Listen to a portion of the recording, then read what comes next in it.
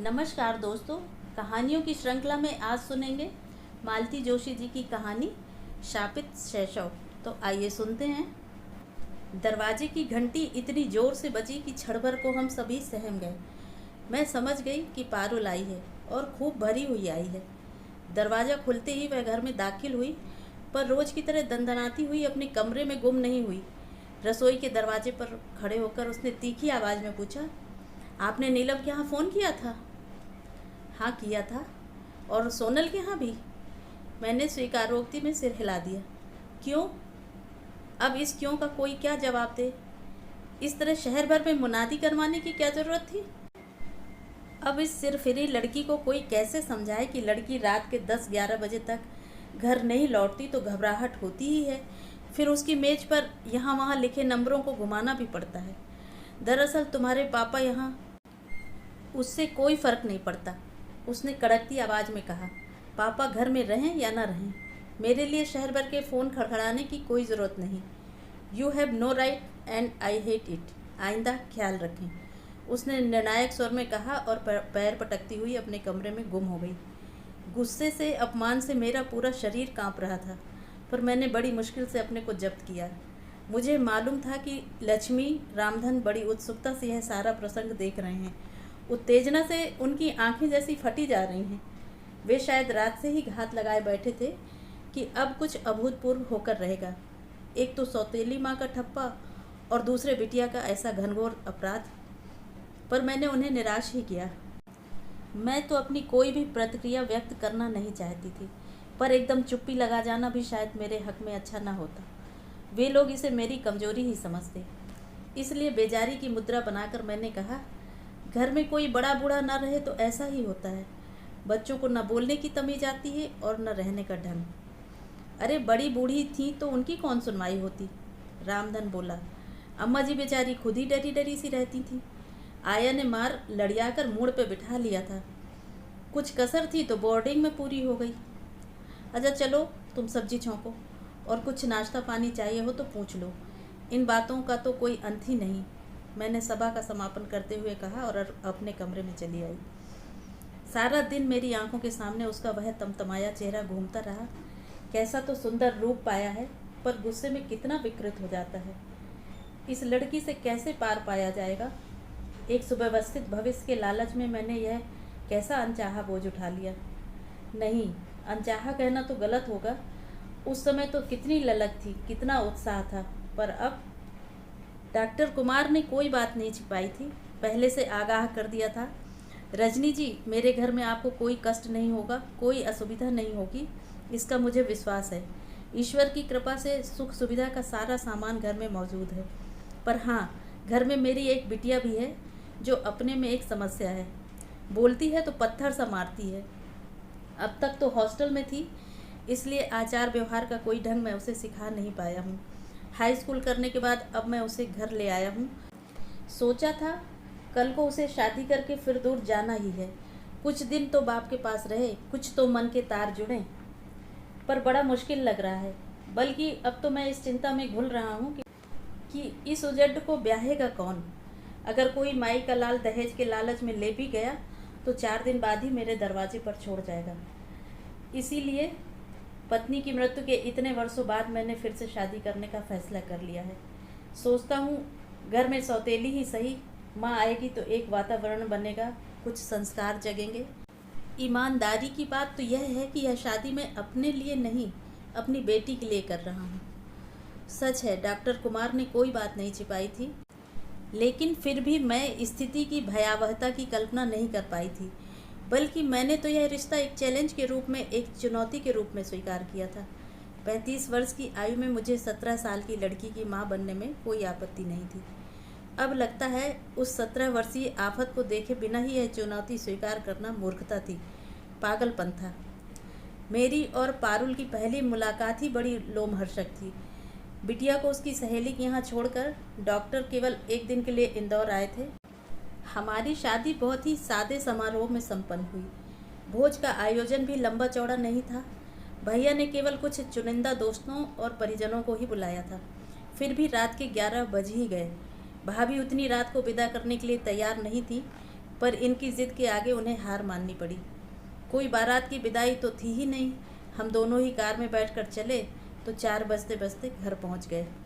मैंने यह कभी नहीं सोचा था कि मेरे लिए बंधनवार सजे होंगे या किसी ने अल्पना डाली होगी। मैंने यह भी नहीं सोचा था कि शहनाई की मंगल ध्वनि मेरा स्वागत करेगी या कि ढोल की थाप से पूरा मोहल्ला गुंजायमान होगा।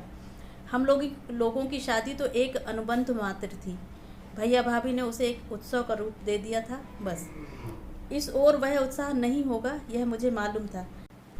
फिर भी मुंह अंधेरे अपने ही हाथों से ताला खोलकर घर में दाखिल होते मन बुझ सा गया।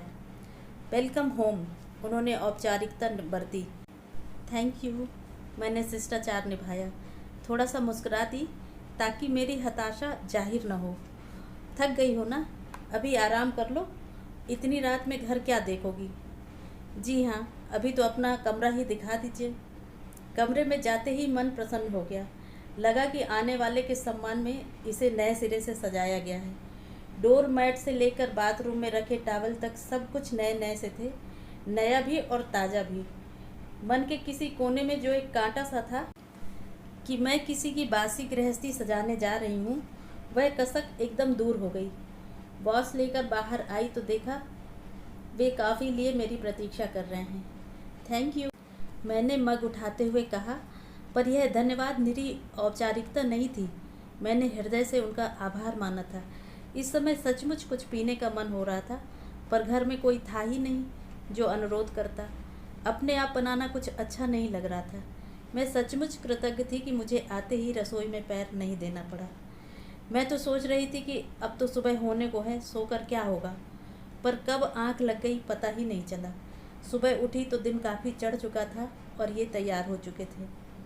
आज छुट्टी नहीं लेंगे? मैंने कातर स्वर में पूछा। जल्दी लौट आऊँगा, इन्होंने मुझे आश्वस्त किया। आओ नाश्ता कर लेते हैं, मैं रुका हुआ हूँ। नाश्ते की मेज़ पर ही रामधन से मुलाकात हुई। उसी ने फिर लक्ष्मी से मेरा परिचय करवाया। ये मेरी गृहस्थी के 2 आधार स्तंभ हैं, इन्होंने परिहास में कहा। पर मुझे तो तीसरे की तलाश थी। आखिर मुझसे रहा नहीं गया, पूछ ही लिया, बिटिया से नहीं मिलवाएंगे? क्षण भर को उनके चेहरे पर असमंजस के भाव उभरे। वह शायद बेबी तो सवेरे ही लौट आई हैं, रामधन ने सूचना दी। बुलावे का? नहीं नहीं, रहने दो, हम ही चले जाएंगे, इन्होंने तुरंत कहा और इतनी फुर्ती से खड़े हो गए मानो पल भर की देर की तो रामधन बिटिया को बुला लाएगा। आओ, इन्होंने कहा और मैं घिसटती से उनके पीछे चल दी। मुझे आश्चर्य भी हो रहा था और बुरा भी लग रहा था। क्या मैं इस योग्य भी नहीं कि कोई उत्सुकता से झांक ही ले? मिलने के लिए ठेठ कमरे में ही जाना पड़ेगा। पिछले बरामदे से सटा हुआ सबसे आखिरी कमरा उसका था। दरवाज़ा बंद था और भीतर माइकल जैक्सन चीख रहा था। इन्होंने नॉक किया। खुला है, अंदर से कर्कश आवाज़ आई। दरवाज़ा ठेलकर हम दोनों भीतर गए। बिस्तर पर औंधी लेटी वह कोई पुस्तक पढ़ रही थी। हमें देखते ही जींस में कसी उसकी टांगों का हवाई नृत्य थम गया। ओ पापा, आप हैं? मैं समझी रामधन होगा। इन्होंने आगे बढ़कर पहले कैसेट बंद किया, फिर गंभीर स्वर में बोले, निक्की, मेरा मतलब है इनसे मिलो, ये तुम्हारी मम्मी हैं। ओह, आई सी। बस इससे ज़्यादा कोई प्रतिक्रिया नहीं की। उसने अपनी पोज तक नहीं बदली। इन्हें भी बुरा लगा, एकदम चीखे, निक्की, यह क्या है? Where are your manners? Do you have any? ढंग से उठकर बात नहीं कर सकती तुम? एकदम उछलकर वह खड़ी हो गई। अपने छोटे छोटे बालों को गर्दन के एक झटके के साथ पीछे फेंकते हुए बोली, आपकी आज्ञा सिरोधार है पिताश्री। लीजिए, मैं खड़ी हो गई। अब अगर आप चाहेंगे तो मैं माताश्री की चरण वंदना भी कर सकती हूँ। गुस्से से इनका चेहरा तमतमा उठा। मुझे डर हुआ कि कहीं ये बेटी को एक झापड़ ही न रसीद कर दें। मैंने अपनी दोनों हथेलियों में उनका दाहिना हाथ थाम लिया। सोचा मेरे स्नेह के उत्ताप से उनकी उत्तेजना कुछ तो कम होगी। चलिए, मैंने मनोहार की और उन्हें इसी तरह थाम कर बाहर ले आई। बाहर आकर देखा लक्ष्मी और रामधन दोनों कमरे की ओर कान लगाए बैठे हुए हैं। उन्हें जरूर निराशा हुई होगी। एक बात का यकीन जरूर आ गया कि इस घर में अगर कभी कोई नाटक हुआ तो दर्शकों का अभाव नहीं रहेगा। अपने कमरे की सुरक्षित 4 दीवारी में आकर मैंने खुलकर सांस ली। इतनी देर से दम जैसे घुटा जा रहा था, लेकिन ये अब भी गुस्से से थर थर काँप रहे थे। प्लीज़ रिलैक्स, मैंने इनके बालों में उंगलियां फिराते हुए कहा। अपरिचय की सारी दीवारें संवेदना के उस प्रवाह में बह गए। कुछ क्षण बाद ये भी नॉर्मल होने लगे। सॉरी रजनी, इन्होंने भर्राई आवाज़ में कहा। फॉरगेट इट, मैंने इन्हें आश्वस्त करते हुए कहा।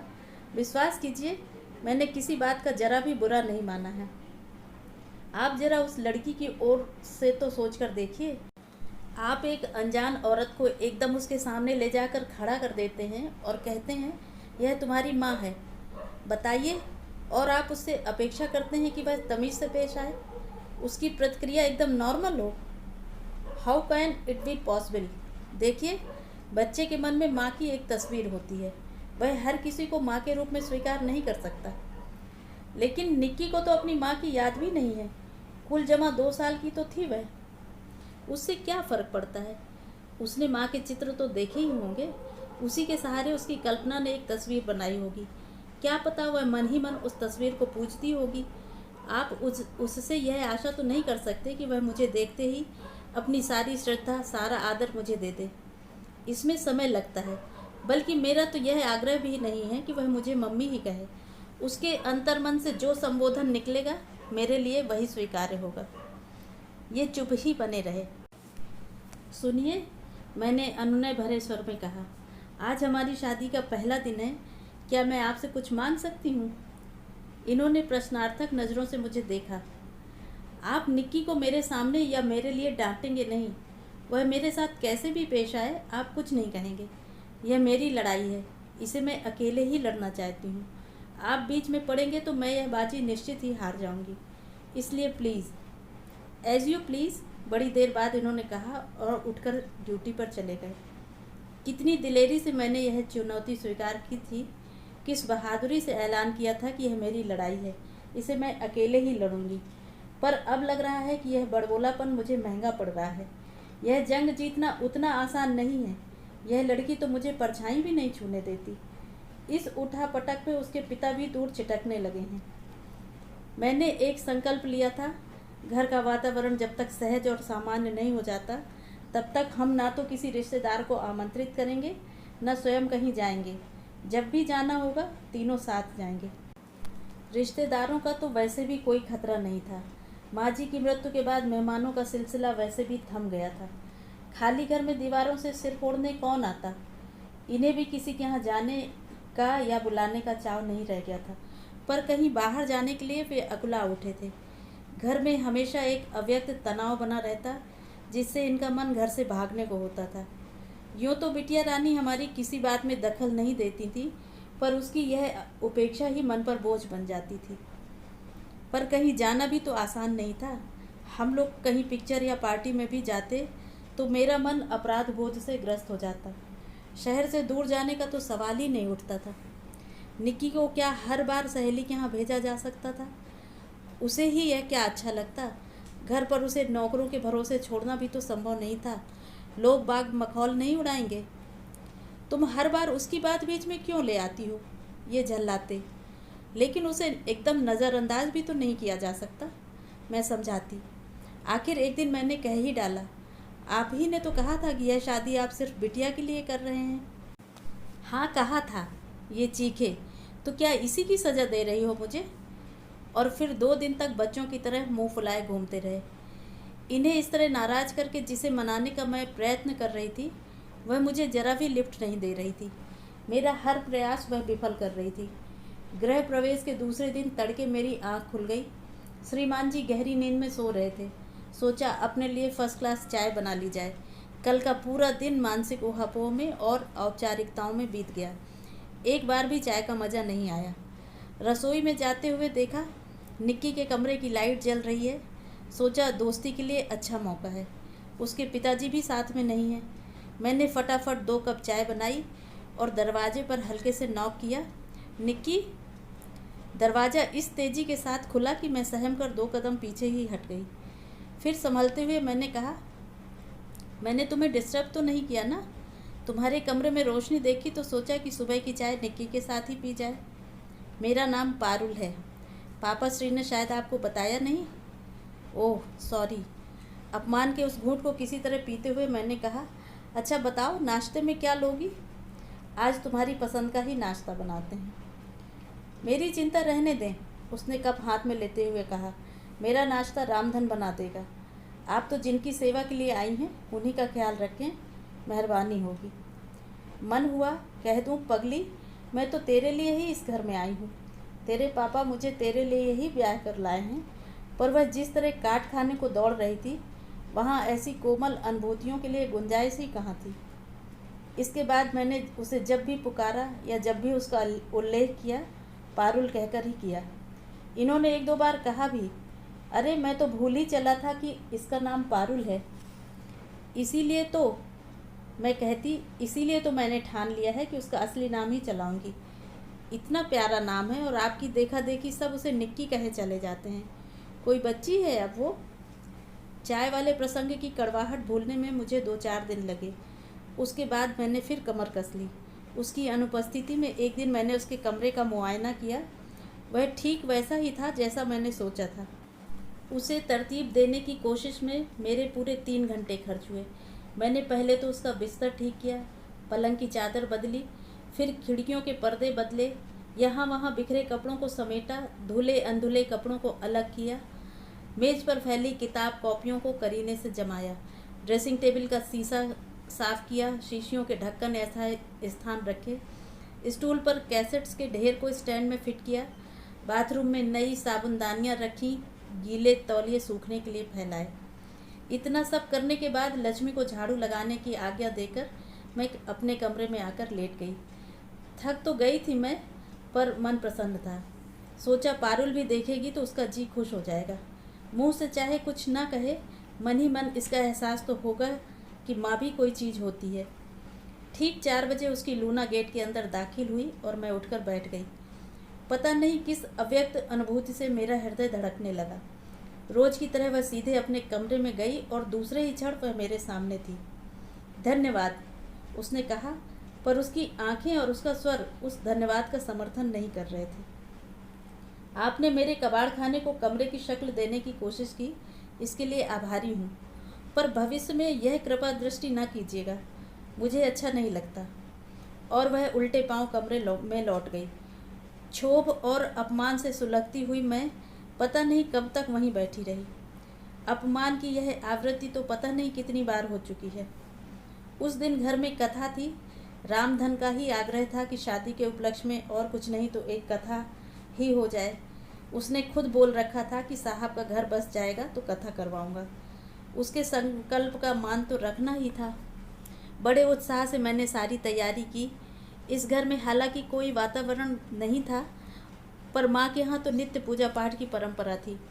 सुबह शाम ठाकुर जी की आरती होती थी। धूप अगरबत्ती की महक से सारा घर सुवासित हो जाता था।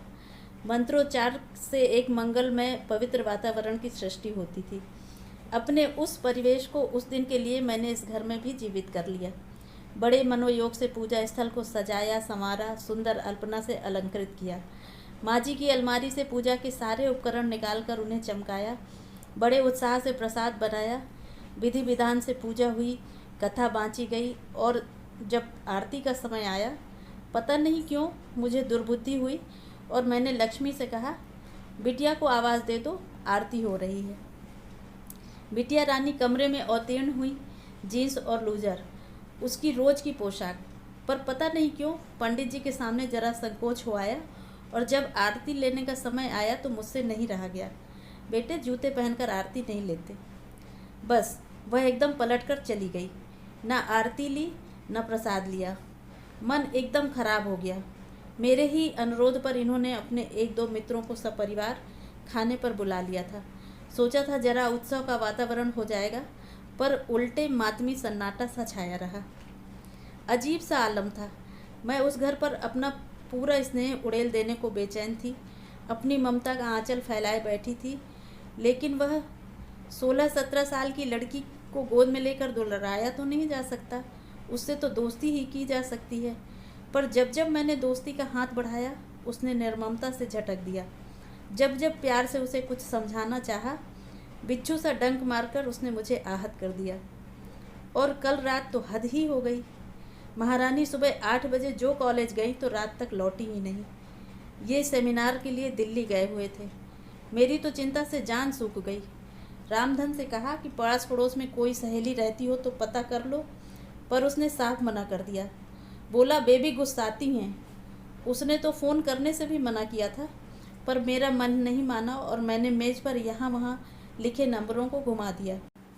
2 जगह तो कुछ पता नहीं चला, पर तीसरी ने बताया कि शायद मैच खेलने गई हैं। आप इस नंबर पर पता कर लें।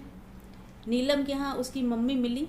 उन्होंने बताया कि लड़कियां खेलने गई हैं, लौटने में देर हो सकती है। चिंता की कोई बात नहीं है, उनका कोच साथ में है। अगर बहुत रात को लौटेंगी तो पारुल को वो अपने यहाँ सुला लेंगी। मैंने उन्हें धन्यवाद देकर फ़ोन रख दिया। संकोच के मारे यह नहीं पूछा कि क्या खेलने गई है और कहाँ गई है। एक माँ को इतना तो मालूम होना चाहिए। वैसे इतने दिनों में मैं यह तो जान गई थी कि पारुल टेबल टेनिस खेलती है और अपने कॉलेज को रिप्रेजेंट करती है। जानकर सचमुच खुशी हुई थी, पर इसका यह मतलब तो नहीं कि आपको बिना पूछे हर कहीं जाने की आज़ादी मिल गई। अगर कार्यक्रम ऐन वक्त पर तय हुआ है तब भी फ़ोन तो किया ही जा सकता है। रात मैंने कैसे काटी मैं ही जानती हूँ। डॉक्टर घर पर नहीं थे, नहीं तो मैं इतनी रात उसे घर पर ले आती और सारे आदर्शों को ताक पर रखकर खूब खरी खोटी सुनाती। सोचा तो यही था कि सुबह जैसे ही वह घर में दाखिल होगी उसे खूब आड़े हाथों लूँगी, लेकिन यह तो हुआ नहीं। उल्टे वही मुझ पर बरस कर चली गई और मैं बस चुपचाप सुनती रही। रात को ये दिल्ली से लौटे तो मैंने उन्हें सारा किस्सा सुनाया, पर इन्होंने कोई प्रतिक्रिया व्यक्त नहीं की। उल्टे बड़े लापरवाह ढंग से बोले, हाँ नीलम के यहाँ रह गई होगी, उसकी बड़ी पक्की सहेली है। मुझे बहुत ताव आया। एक मैं ही बेवकूफ़ हूँ जो रात भर जागती रही, दिन भर सुलगती रही। जिनकी बेटी है उन्हें तो कोई चिंता ही नहीं है। फिर अपने पर ही शर्म हो आई। बेटी क्या सिर्फ उन्हीं की है? मैंने तो डॉक्टर कुमार को उनके पूरे परिवेश के साथ स्वीकार किया है। फिर क्या मेरी कोई जिम्मेदारी नहीं? बाप की नज़रें जिन्हें पकड़ नहीं पाती, माँ की नज़रें क्या उन खतरों से गाफिल रह सकती हैं? सुबह फिर मैंने एक निश्चय कर ही लिया था। पतिदेव को रोज़ की तरह चाय नाश्ता देकर हॉस्पिटल भेज देने के बाद मैं फुर्सत में थी। पारुल कॉलेज के लिए तैयार हो रही थी। लक्ष्मी अभी आई नहीं थी। रामधन रसोई में अंडा फेंट रहा था। मैंने एक लंबी लिस्ट और पैसे पकड़ाते हुए उससे कहा, काका जरा बाजार का चक्कर लगाना होगा, तुम्हारे साहब लंबी चौड़ी फरमाइश कर गए हैं। अरे उनको फरमाश का मौका तो अब लगा है, अब तक तो जो कच्ची पक्की बन गई सो खा लेते थे।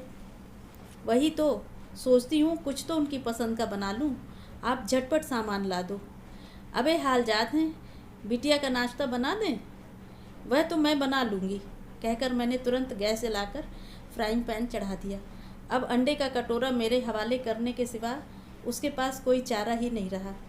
बेचारा चुपचाप झोला उठाकर चला गया। अब मैदान साफ था। धावा बोलने का यही सुनहरा मौका था।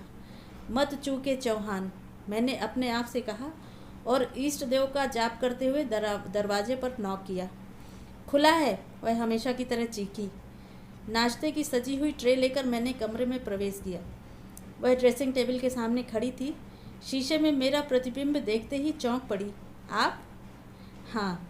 नाश्ते की ट्रे छोटी टेबल पर रखते हुए मैंने सहज भाव से कहा, रामधन जरा ज़रूरी काम से बाजार गया है, मैंने ऑमलेट बनाने की कोशिश की है, देखना जरा ठीक से तो बना है ना। वह तुनक कर बोली, आपने क्यों तकलीफ़ की? मैंने आपसे 1000 बार कहा है कि। मुझे याद है, मैंने उसे टोकते हुए कहा, पर वो क्या है बिटिया रानी कि तुम्हारी बदकिस्मती से तुम्हारे पापा मुझे ब्याह कर लाए हैं। इस रिश्ते से अब घर के हर कमरे पर मेरा हक हो जाता है और घर के हर सदस्य की भूख प्यास देखना मेरा फ़र्ज बन जाता है। वह चकित थी। मुझे आतंकित करने का उसका प्रयास व्यर्थ हो गया था। खींचकर बोली, आखिर आप कहना क्या चाहती हैं? बताती हूँ, मैंने इत्मीनान से पलंग पर बैठते हुए कहा, क्योंकि जो बात मैं कहने के लिए आई हूँ उसे कहे बिना तो मैं यहाँ से जाऊँगी नहीं। मुझे मालूम है कि तुम्हें मेरा कमरे में आना जरा भी अच्छा नहीं लगता, इसलिए भलाई इसी में है कि तुम मुझे शांति से सुन लो ताकि तुम्हें भी जल्दी छुटकारा मिले और मैं भी अपना काम देखूं। क्षोभ, आश्चर्य और हताशा के मिले जुले भाव चेहरे पर लिए वह सामने वाली कुर्सी पर धम्म से बैठ गई। बोलिए, यह हुई ना बात? तो अब सुनो। कल तुम गुस्से में थी, मैं भी नौकरों के सामने तमाशा नहीं करना चाहती थी, लेकिन आज एक बात ध्यान से सुन लो। जब भी तुम्हें कहीं बाहर जाना हो या आने में देरी की संभावना हो, घर पर बता कर जाया करो। अगर समय पर प्रोग्राम बने तो फ़ोन कर दिया करो। परसों वाला किस्सा दोबारा रिपीट ना हो। यह आपका हुक्म है, ऐसा ही समझ लो। मैं ऐसे हुक्म मानने की आदी नहीं हूँ। मानना पड़ता है पारुल, तुम तो हॉस्टल में रह चुकी हो, जानती हो वहाँ भी एक डिसिप्लिन होता है। फिर यह तो घर है। घर है तभी तो, यहाँ तो आज़ादी से रहने दीजिए। आज़ादी का मतलब स्वच्छंदता नहीं होता बेटे। घर में तो अनुशासन बेहद ज़रूरी है। हॉस्टल में तो एक वार्डन होता है, परंतु घर में तो हम स्वयं ही अपने नियामक होते हैं। क्यों? घर में आप हैं तो? उसने चिढ़कर कहा। आप तो घर को जेल बना कर रख देंगी। जेल? और क्या, कौन सी कसर छोड़ी है आपने? जेल से भागे हुए कैदी की तरह ही तो मेरा पीछा किया है। पता नहीं कितनों को फ़ोन किया था उस रात। इससे तो अच्छा था पुलिस में रिपोर्ट दर्ज करा देती। उफ, मुझे तो अपनी फ्रेंड्स के सामने आंखें उठाते शर्म आ रही थी। कहते कहते वह सचमुच रुआंसी हो आई थी। कमाल है पारुल, तुम्हें इसलिए शर्म आ रही है कि हमने तुम्हारी खोज खबर ली, तुम्हारा पता ठिकाना जानने की कोशिश की। अगर हम तुम्हारी ओर से लापरवाह होकर बैठ जाते तो तुम्हें अच्छा लगता। इससे क्या तुम्हारी इज्जत बढ़ जाती? नहीं बेटे, इससे इज्जत बढ़ती नहीं घटती है। शर्म की बात यह नहीं है कि घर पर किसी को तुम्हारी फिक्र है। शर्म की बात तो तब होती जब तुम दिन भर गायब रहती और कोई तुम्हें तलाश न करता। तुम इतनी फालतू नहीं हो पारुल, तुम इस घर की लाडली बिटिया हो। अच्छा खैर, अब नाश्ता कर लो। उस दिन नाश्ता अनछुआ ही रह गया। लक्ष्मी ने ट्रे मेरे सामने रखकर अर्थपूर्ण दृष्टि से मुझे देखा।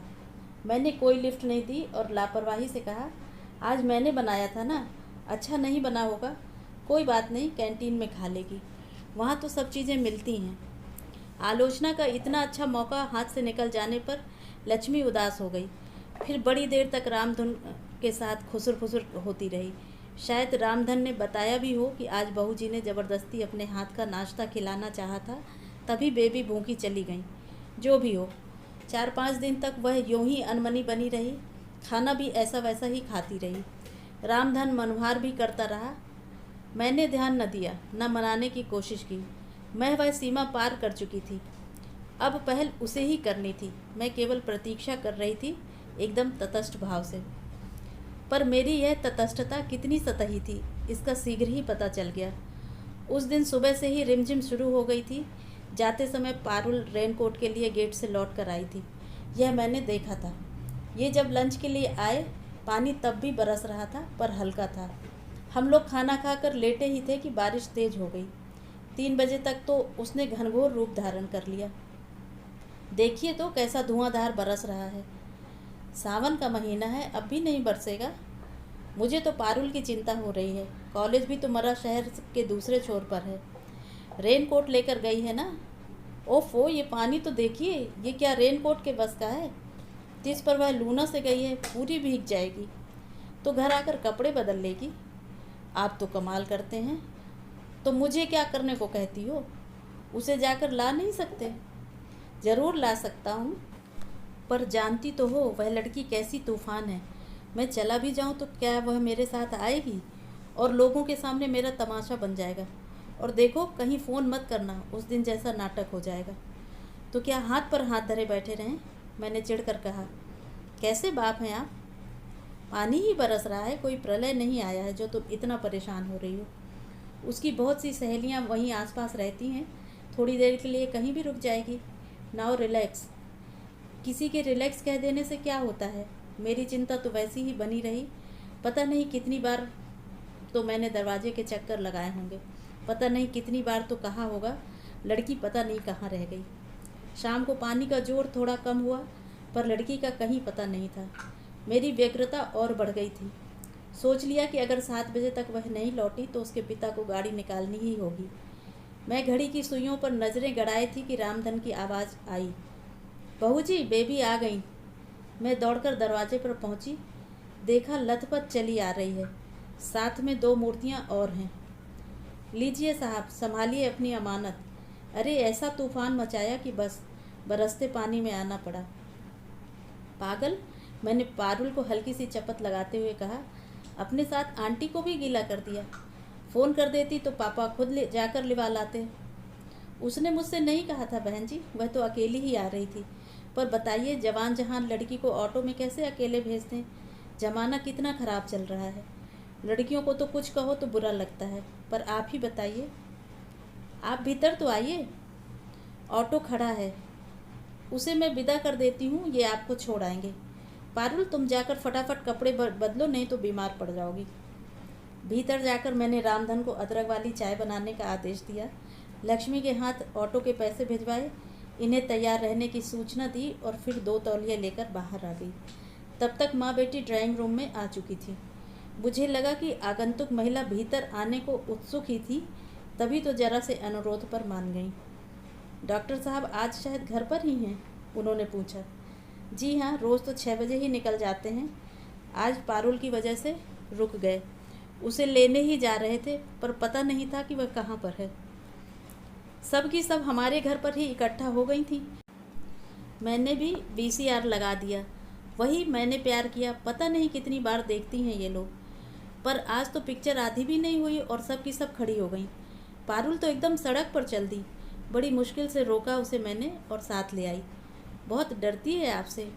जी नहीं जी, डर तो होना ही चाहिए। चोट माँ की हो या बाप की, लड़कियों को थोड़ी तो दहशत होनी चाहिए। दरअसल चिंता हो जाती है, मैंने मिमियाते हुए कहा। एक बार पता रहे ना कि कहाँ है तो फिर कोई बात नहीं। पर यही तो मैं इनसे कह रही थी। घर में माँ होने से बहुत फ़र्क पड़ता है, भले ही वह। मम्मी, उनके सौतेली कहने के पहले ही लड़की ने डपट दिया। मम्मी, तुम्हें कुछ मालूम तो है नहीं, बस बोलती जा रही हो। डर वर की कोई बात नहीं है। दरअसल उसकी गीतांजलि और शाहीन से झड़प हो गई थी, इसीलिए वह पिक्चर छोड़कर चल पड़ी थी। अरे, मुझे तो पता ही नहीं चला, क्या हुआ था? मम्मी की आंखें उत्सुकता से फैल गईं। बिटिया ने हताश होकर मेरी ओर देखा, फिर संक्षेप में बताया। अरे वो गीता और शाहीन है ना, बहुत नाटक करती हैं। खुद ही पिक्चर लगाने को कहा और खुद ही बीच में उठकर खड़ी हो गई। बोली कि देर हो रही है, घर जाएंगी। पारुल ने कहा कि ऐसी भी क्या जल्दी है, थोड़ी देर बाद चलते हैं, घर तो सभी को जाना है। तो दोनों क्या कहती हैं? तुम्हारी बात अलग है, तुम तो फ्री बर्ड हो, घर पर कोई कहने सुनने वाला नहीं है। लेकिन हमारी अम्मा लोग तो हमारी जान ही ले लेंगी। बस पारुल को ताव आ गया। अच्छा हुआ कि उसी समय चाय आ गई और मैं प्रस्तुत घटना पर टिप्पणी करने से बच गई। चाय पीते ही बिटिया उठ खड़ी हुई। मजबूरन माँ को भी उठना पड़ा। मैंने इन्हें आवाज़ दी। तब तक पारुल भी कपड़े बदल कर आ गई थी। पानी अभी थमा नहीं था, इसलिए हम दोनों ने मेहमानों को दरवाजे से ही विदा किया। गाड़ी गेट से बाहर निकल गई, तब हम लोग भीतर आए। देखा पारुल के बालों से अब भी पानी टपक रहा था। मन हुआ उसके कंधे पर पड़ा टॉवेल खींचकर उसका सिर अच्छे से पोंछ दूं, पर हिम्मत ही न पड़ी। मुझे खुद विश्वास नहीं हो रहा था कि अभी थोड़ी देर पहले मैंने ही हल्की सी चपत लगाई थी। शायद वह मेरी अतिशय व्यग्रता का परिणाम था। बाल ठीक से सुखा लो पारुल, नहीं तो जुकाम हो जाएगा। अपना ड्रायर भिजवा दूं क्या? वह सिर्फ मुझे देखती रही। अच्छा, पहले गर्मा गर्म चाय तो पी लो, काका ने अदरक डालकर बढ़िया चाय बनाई है। चाय मैं कमरे में पी लूँगी, उसने मेरे हाथ से कप लेते हुए कहा। फिर जाते हुए दरवाजे पर ठिठक कर बोली, थैंक यू मम्मी। मैं खुश थी और चकित भी। रात को इच्छा हुई कि यह सुसंवाद इन्हें भी सुना दूं, पर अपने को रोक लिया। क्या पता यह उपलब्धि क्षणिक ही हो। हम खुद समझ नहीं पाते, पर हमारे अवचेतन में एक अदृश्य कंप्यूटर लगा होता है जो अपने आसपास की आवाज़ों को नोट करता रहता है। उसमें जरा भी व्यतिक्रम हो जाए तो मन चौंक उठता है। उस दिन ऐसा ही हुआ। सुबह 10 बजे लूना की चिर परिचित आवाज़ कानों में नहीं पड़ी तो मन बेचैन हो उठा। फिर सोचा, मैं भी कैसी बेवकूफ़ हूँ, लूना तो कल घर आई ही नहीं। किचन में जाकर रामधन से कहा, काका बेबी तैयार हो जाए तो ऑटो ले आना, लूना घर पर नहीं है। बेबी तो शायद कॉलेज नहीं जा रही। क्यों, तबीयत खराब है क्या? क्या पता, पड़ी तो हैं। नाश्ता किया था? हाँ, थोड़ा मोड़ा। मैं पलटकर उसके कमरे की ओर चल दी, पर रास्ते में ही ठिठक गई। मेरा कमरे में जाना उसे पसंद आएगा? झिड़क तो न देगी, पर अब बीच रास्ते में से लौटूंगी तो नौकरों के उपहास का पात्र बनूंगी। पारुल, मैंने नॉक नहीं किया, जी कड़ा करके सीधे कमरे में ही दाखिल हो गई। तुम्हारी तबीयत तो ठीक है ना? आज कॉलेज नहीं गई ना, इसी से पूछा। मैंने अपनी अनाधिकार चेष्टा की सफाई देते हुए कहा। मुझे लगा कि अब वह कहेगी, नहीं गई तो आपसे मतलब, पर वैसा नहीं हुआ। क्षीण स्वर में बोली, यूं ही नहीं गई, सिर जरा भारी लग रहा था ना, सोचा आज छुट्टी ही सही। सिर तो भारी होगा ही, कल कितना भीग गई थी तुम, रात को याद ही नहीं रहा। पापा से एक आध गोली ले लेती तो ठीक रहता। वैसे गोली लेने से भी कोई फ़र्क नहीं पड़ता, जुकाम तो अपनी मियाद पूरी करके ही पिंड छोड़ता है। हाँ, दवाई लेने से थोड़ा रिलीफ ज़रूर हो जाता है। मुझे पता ही नहीं चला कि बात कहते हुए मैं कब उसके पास पहुंचकर उसके सिर पर हाथ फेरने लगी थी। जब होश आया तो देखा मेरा वह स्पर्श उससे सहा नहीं जा रहा था। उसके होंठ कांप रहे हैं और उसने दोनों हथेलियों से आंखें ढांप रखी हैं। बीमारी की दशा में किसी का स्नेहिल स्पर्श क्या कयामत ढाता है, यह मुझे मालूम है। वह दिलेर लड़की मेरे सामने रोएगी नहीं, यह भी मैं जानती थी। इसीलिए मैंने कहा, काका ने बताया कि तुमने ठीक से नाश्ता भी नहीं किया। देखो, मैं अभी फर्स्ट क्लास तुम्हारे लिए कॉफ़ी बना कर लाती हूँ, पीते ही तुम्हारी सुस्ती उड़न छू हो जाएगी। मैंने जानबूझकर किचन में काफ़ी देर लगा दी। उसका सुबह का नाश्ता एक तरफ से अनछुआ ही पड़ा था। मैंने साबूदाने के पापड़ और आलू के चिप्स तले, थोड़े से मखाने भी घी में भूने और फिर कॉफ़ी के साथ सारा सरंजाम लेकर उसके कमरे में गई तो बिस्तर खाली था। मेरा अंदाज़ा सही था।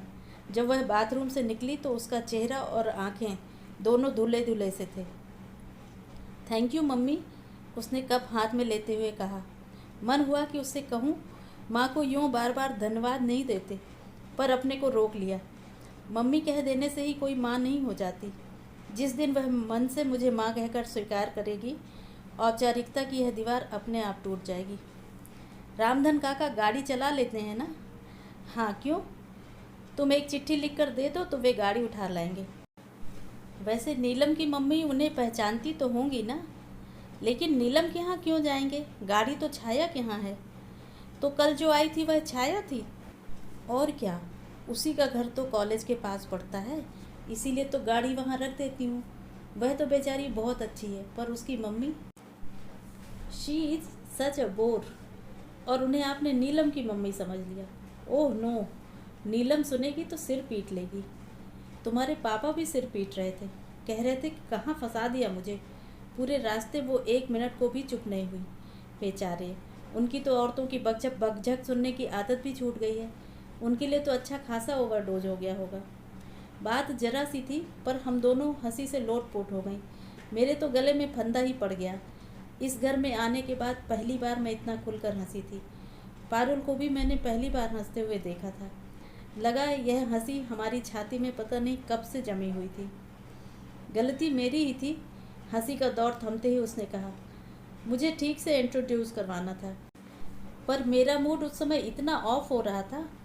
हाँ, नीलम ने, मेरा मतलब है छाया ने बताया था। वह चुप रही, पर उसकी मम्मी क्या समझी पता है? उन्हें लगा कि तुम मेरे डर से जल्दी घर भाग रही हो। ओह गॉड, सी इज़ इम्पॉसिबल। मैं एकदम गंभीर हो आई। सोचा जो बात मन में इतने दिनों से घुमड़ रही है उसे कह डालने का यही मौका है। हम दोनों के बीच ऐसे तरल क्षण पता नहीं फिर कब आए कि ना आए। पारुल, एक बात कहूँ? मेरे संजीदा अंदाज पर वह चौंक पड़ी। बहुत दिनों से तुमसे यह बात कहना चाह रही थी पारुल, कि मुझ में और जो भी दुर्गुण हो, मैं डरने की चीज़ नहीं हूँ। मुझसे तुम्हें कभी कोई खतरा नहीं है। आप छाया की मम्मी को इतना सीरियसली लेने लगेंगी तो हो चुका। तुम गलत समझ रही हो। छाया की मम्मी ने तो बस इतना किया है कि मुझे अपनी बात कहने का मौका दिया है। तुम यह डर अपने मन से एकदम निकाल दो पारुल, कि मैं तुम्हारी किसी चीज़ में हिस्सा बटाने आई हूँ। जायदाद का मुझे लोभ नहीं है। मुझे तो एक घर, एक जीवन साथी की तलाश थी, वह मुझे मिल गया। साथ ही एक प्यारी सी बिटिया भी मिल गई। अब मुझे कुछ नहीं चाहिए। इत्मीनान रखो, मैं तुमसे तुम्हारे पापा का प्यार भी नहीं छीनूंगी, बल्कि मैं तो अपने हिस्से का प्यार भी तुम्हें देना चाहती हूँ। वह कुछ देर तक एकटक मुझे देखती रही, फिर धीरे से बोली, जायदाद की बातें तो मैं समझती नहीं। जहाँ तक पापा के प्यार का सवाल है, आप सारा का सारा ले सकती हैं, उसमें मेरा हिस्सा कभी नहीं रहा। मैं तो स्तब्ध रह गई। इतनी छोटी सी लड़की और इतनी बड़ी बात कह गई। कितनी बड़ी और कितनी कड़वी। बेटे, मैंने उसे सहलाते हुए कहा, प्यार जताना भी एक कला है जो सबको नहीं आती। खासकर पुरुष तो इस मामले में बहुत ही इंट्रोवर्ट होते हैं। अपने प्यार का प्रदर्शन करना उनके लिए बहुत कठिन होता है। क्या इसीलिए उनके प्यार पर शक करना चाहिए? अगर वे गुस्सा जता सकते हैं तो प्यार जताने में परहेज क्यों करते हैं? प्लीज़ मम्मी, आप उनकी वकालत मत कीजिए। उन्हें मैं आपसे बहुत पहले से जानती हूँ, उन्हें भी और उनके सब चहेतों को भी। इस घर में मुझे जितना प्यार, जितनी नफ़रत मिली है, सब मेरे मन में दर्ज है। वक्त आने पर मैं सबका हिसाब बराबर करूँगी। आवेश से तमतमाया उसका चेहरा देखकर मुझे दहशत सी होने लगी। इतनी सी बच्ची और मन में इतना विष, अच्छा नहीं लगा। पारुल की हम उम्र अपनी भांजियाँ और भतीजियाँ याद आईं, जो तितली की तरह उड़ती फिरती हैं। जीवन का कोई सुख दुख उन्हें ज़्यादा देर तक व्यापता नहीं। और यह लड़की, कितनी गांठें हैं इसके मन में। सहज स्नेह से वंचित बचपन इसे एकदम खूंखार बना गया। प्यार तो मुझे बस एक ही ने किया था, उसने जैसे अपने आप से कहा। वही थी जिसने मुझे ममता का अर्थ समझाया, पर लोगों से वह भी तो नहीं देखा गया। मृत्यु पर तो किसी का वश नहीं है ना पारुल। मैं अपनी माँ की बात नहीं कर रही, वह तुनक कर बोली।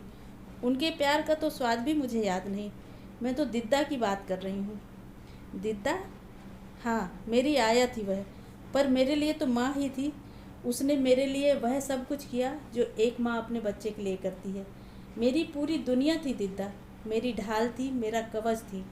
उनके रहते कोई मेरी तरफ आंख उठाकर भी नहीं देख सकता था। फिर वह चली क्यों गई? वह क्यों जाती?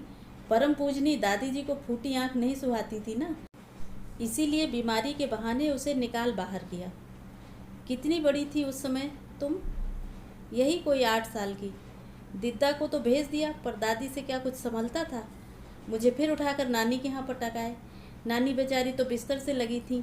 घर में मामी का राज था। उन्होंने सुबह शाम जली कटी सुनाकर मेरा खून सुखा डाला। फिर साल भर बाद वापस छोड़ गई कि हमारे बस का नहीं है। फिर बुआ जी का आगमन हुआ। आप बुआ जी से मिली हैं?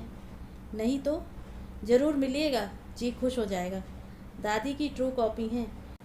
उन्हें तो लगा कि शायद उन्हें रिमांड होम का वार्डन बनाकर भेज दिया गया। आते ही शुरू हो गई। 6 महीने में मैं भी तंग आ गई। दादी से भी देखा नहीं गया। बोली लड़की को उठाकर हॉस्टल में डाल दो। पापा तो ठहरे श्रवण कुमार, माँ की बात टालने का सवाल ही नहीं था। कितनी बड़ी थी तुम तब? 12वां चल रहा था। घर छोड़ने का दुख तो क्या होता। हाँ, हॉस्टल की सख्ती रास नहीं आई कुछ दिन, फिर आदत पड़ गई। लेकिन जैसे ही पापा श्री को पता चला कि इसे हॉस्टल लाइफ रास आ गई है, घर ले आए। आप कहती हैं कि वे मुझे प्यार करते हैं, तो एक बार तो उन्होंने पूछा होता कि निक्की, तुम्हें क्या अच्छा लगता है, किसके पास रहना चाहोगी, कहाँ रहोगी? बस मनमानी करते रहे, जैसे निक्की न हुई कोई गुड़िया हो गई, जहाँ चाहो पटक दो। ये आखिरी बात कहते कहते उसका आवेश रुलाई में बदल गया। मैं विस्मित थी। कभी सोचा भी न था कि यह नन्ही सी जान अपने अंदर इतना दुख, इतनी वेदना, इतना आक्रोश समेटे है। मुझे आश्चर्य हो रहा था कि एक ही सांस में वह मुझसे सब कुछ कैसे कह गई। पर यह सब अनजाने में ही हुआ होगा। यह दुख बरसों से उसके मन में कुंडली मारे बैठा होगा। निश्चित ही अपनी सखी सहेलियों से उसने कभी अपना दर्द बांटा नहीं होगा, नहीं तो उसमें इतना आवेग न होता। अपनी हमजोलियों के बोझ में तो उसकी प्रतिभा एक दिलेर लड़की की ही है। उसके सामने वह अपनी करुण गाथा कभी नहीं दोहराएगी। मेरे सामने भी वह इतना नहीं खुलती, पर अपने पापा के प्रति गुस्से का इजहार करते करते वह कब भावुक हो आई, उसे खुद ही पता नहीं चला। पारुल, मैंने शांत स्वर में कहा, अगर मैं कहूँ कि वे तुम्हारे साथ कुछ दिन रहना चाहते हैं, इसीलिए तुम्हें हॉस्टल से ले आए हैं, तो क्या विश्वास करोगी? उत्तर में उसने मुंह बिचका दिया। सुनिए, वो दिद्दा के बारे में आप कुछ बता सकेंगे? अच्छे भले सो रहे थे, एकदम से उठकर बैठ गए। आंखें ऐसी जल उठी मानो मैंने कोई अछम अपराध कर डाला हो। समझ गई लड़की ने यह तेवर बाप से ही लिए हैं। उसका भी गुस्सा नाक पर ही तो रखा रहता है। क्या जानना चाहती हो उसके बारे में? क्यों जानना चाहती हो? ये गुर्राए। बस यूँ ही जरा सी क्यूरियोसिटी थी। देखो, तुम्हारा समय न कटता हो तो लाइब्रेरी ज्वाइन कर लो या फिर किसी क्लब में जाना शुरू कर दो, लेकिन ये नौकरों चाकरों में बैठकर गप्पे लड़ाना बंद करो। स्तब्ध रह गई मैं। इस तरह भी कोई मुझसे बात कर सकता है? मुझे भी ताव आ गया। डॉक्टर कुमार, याद रहे कि मैं कोई 16-17 साल की ब्याहुली नहीं हूँ। आपको मेरी डिग्रियों का ध्यान नहीं रहा, ठीक है। मेरी सीनियर लेक्चररशिप को आपने नज़रअंदाज कर दिया, ठीक है, पर मेरी उम्र का तो लिहाज कीजिए। क्या इस उम्र में भी मुझे दूसरों से रहन सहन के तौर तरीके सीखने होंगे, अदब कायदे जानने होंगे? वे जैसे ज़मीन पर आ गिरे। सॉरी डार्लिंग, बेवजह ऑफ हो गया था, उन्होंने अपराध भाव से कहा। बाद में उन्होंने मुझे कुरेदने की बहुत कोशिश की, पर मैं चुप बनी रही। एक बात उसी समय तय हो गई थी, पारुल की आया के बारे में अगर कुछ जानना भी है तो मैं इनसे नहीं पूछूंगी, क्योंकि मैं जानती थी कि ये बेवजह ऑफ नहीं हुए थे। हमारी उस छोटी सी अंतरंग बातचीत के बाद पारुल में एक सुखद परिवर्तन आ गया। ज़बरदस्ती ओढ़े अकेलेपन से वह जैसे एकाएक घबरा उठी। मैं किचन में होती तो मेरे इर्द गिर्द मंडराती रहती, अपने कॉलेज की, अपनी सहेलियों की बातें सुनाती, लेक्चरर्स की नकलें उतारती। मैं सुनती और सोचती कि कम से कम इस काम के लिए तो माँ का घर में होना ज़रूरी है, नहीं तो बच्चा किसके सामने अपना जमा खर्च खोलेगा, किसे अपनी विजय गाथा सुनाएगा, किससे अपनी व्यथा कथा कहेगा। अगर कोई सुनने वाला ना हुआ तो तरस जाएगा बेचारा। पारुल भी तो तरस गई थी।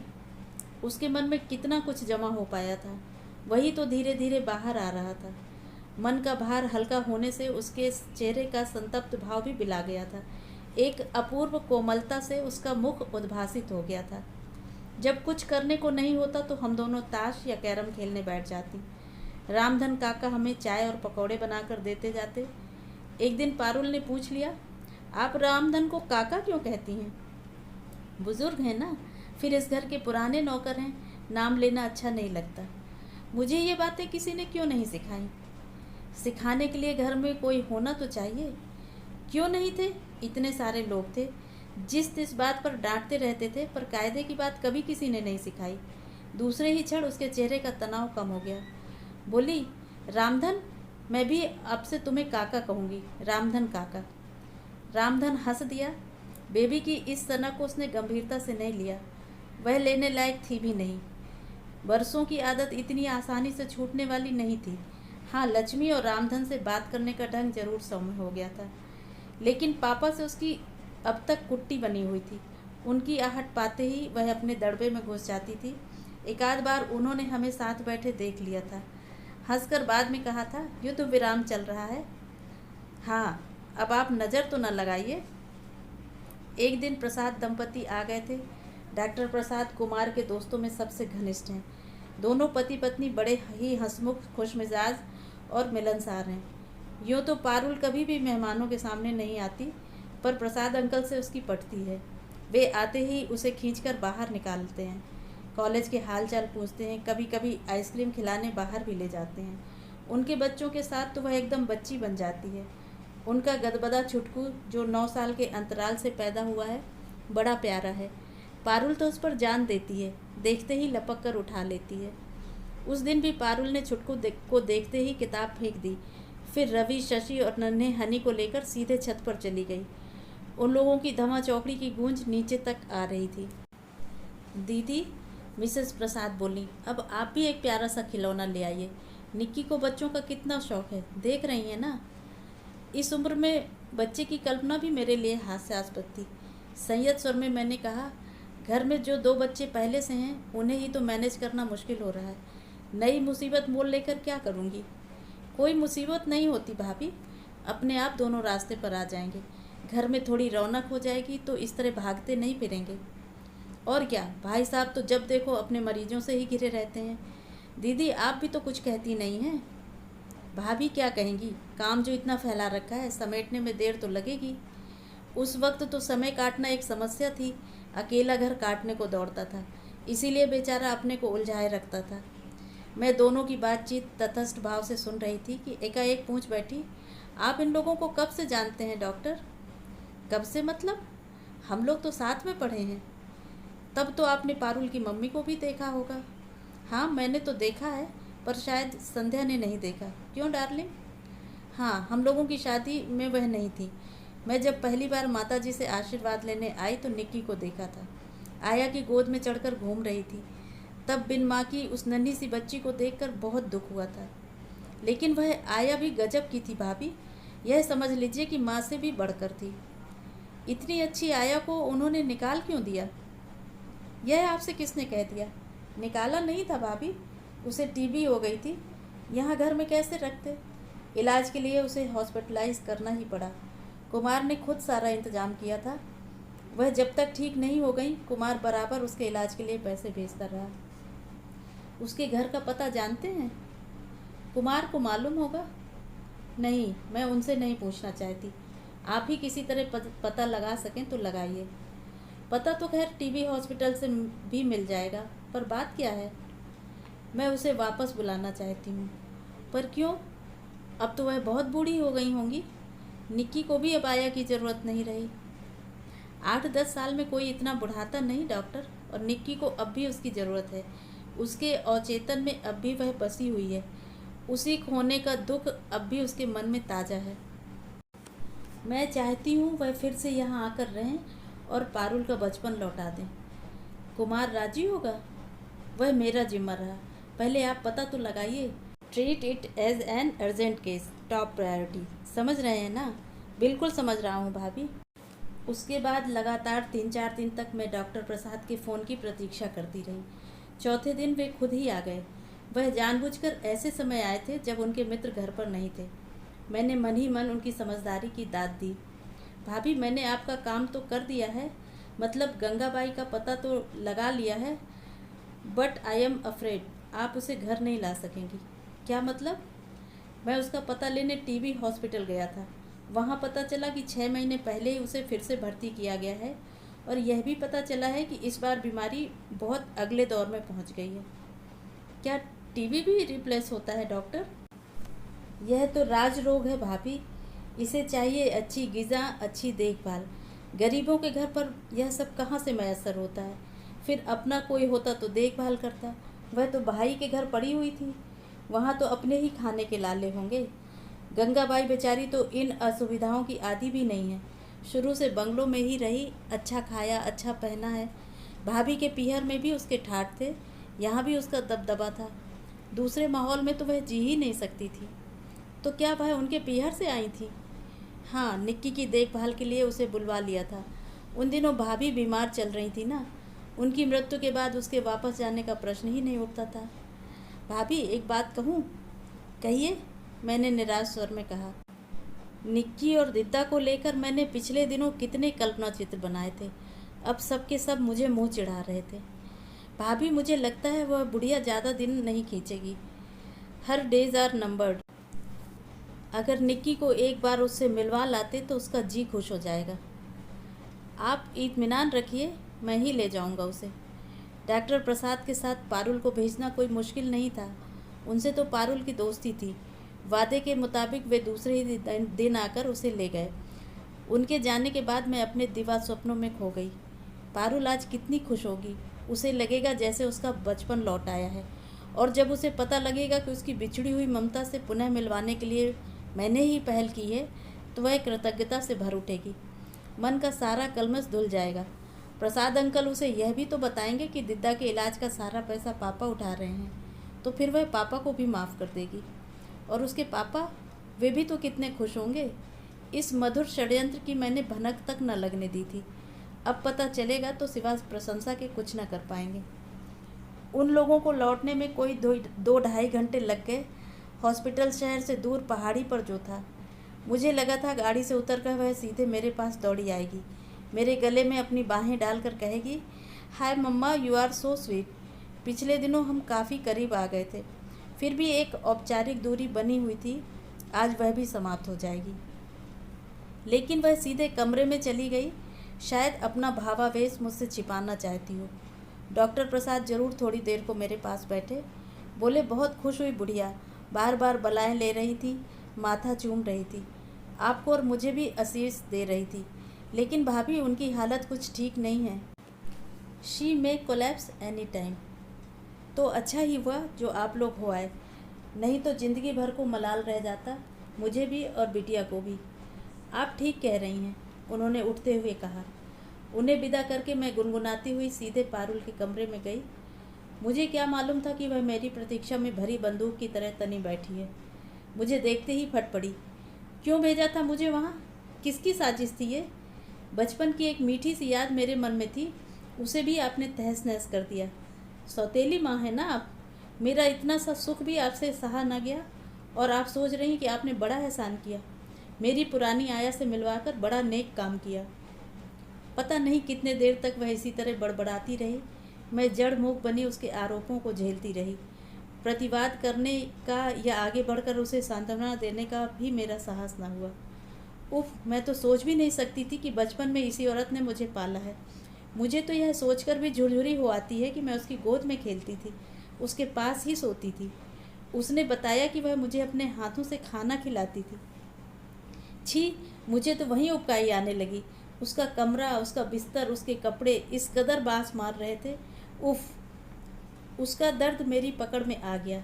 दिद्दा उसके लिए एक मधुर एहसास की तरह थी, पर इस मरणासन वृद्धा से उसका कहीं कोई मेल नहीं था। उसका रोग जर्जर शरीर देखकर वह कांप गई थी। उसका स्नेहिल स्पर्श उसे लिजलिजा लगा था। एक तिलस्म था जो टूट गया था और अब वह उन किस्सों पर आंसू बहा रही थी। मैं उसे समझाना चाहती थी कि पारुल, वक्त की मार किसी को नहीं बख्शती। हम सब धीरे धीरे काल के उसी अंधकूप की ओर बढ़ रहे हैं जहाँ सब कुछ बेरूप हो जाता है, नष्ट हो जाता है। पर जीवन की नश्वरता का दर्शन समझने की भी एक उम्र होती है। पारुल तो अभी उम्र के उस दौर में थी जहाँ सब कुछ रसमय और रंगीन होता है। उसके लिए तो भविष्य का अर्थ विकास है, विनाश नहीं। वह इस कड़वे सच को, असुंदर यथार्थ को कैसे स्वीकारेगी? वह फिर लौट गई अपनी उसी कारा में जो उसने स्वयं निर्माण की थी। मैं फिर दूर फेंक दी गई। पहले भी हम दोनों में बोलचाल नहीं थी, पर तब इतना असहज नहीं लगता था। पर एक बार करीब आने के बाद फिर उसी स्थिति में लौट जाना बहुत क्लेशकारक लगता था।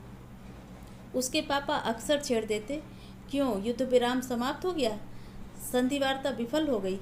तो मैं गुस्से में यह भी न कह पाती कि आपकी ही नज़र लग गई। बस शर्म से सिर झुका लेती। जीवन फिर पुराने ढर्रे पर चल पड़ा था, एक रस और निरानंद। घर फिर द्वीपों में बट गया था।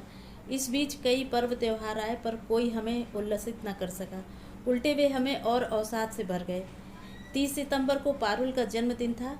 मैं मन ही मन कब से उसकी प्रतीक्षा कर रही थी। अच्छा खासा हंगामा करने का प्लान था, सारी तैयारी भी कर रखी थी। पारुल ने बातों ही बातों में बताया कि अरसे से उसका जन्मदिन घर पर नहीं मना है। इतने दिन तक तो वे हॉस्टल में ही थी। पिछले साल पापा को याद ही न रहा। मैंने तय कर लिया था कि इस बार इतने सालों की कसर निकाल दूंगी, पर मेरा सोचा कुछ नहीं हुआ। पारुल ने साफ इनकार कर दिया। मैंने उसके लिए एक प्यारी सी ड्रेस खरीदी थी जो उसने नहीं पहनी। उसके लिए 3 रंगों वाला नाव के आकार का केक बनाया था जो उसने नहीं काटा। उसकी सहेलियों के लिए कलात्मक निमंत्रण पत्र बनवाए गए थे जो उसने नहीं भेजे। मेरी सारी मेहनत व्यर्थ हो गई। दशहरे पर हम लोगों ने जबलपुर जाने का कार्यक्रम बनाया, उसने मना कर दिया। दीपावली पर हमने पूरे घर का रंग रोगन करवाया, पर उसने अपना कमरा खाली नहीं किया। मैंने रंगोली से पूरा आंगन पूर दिया, पर उसने झाँक कर भी नहीं देखा। घर में मैंने मिठाइयों के ढेर लगा दिए, पर उसने प्रशंसा का एक शब्द भी नहीं कहा।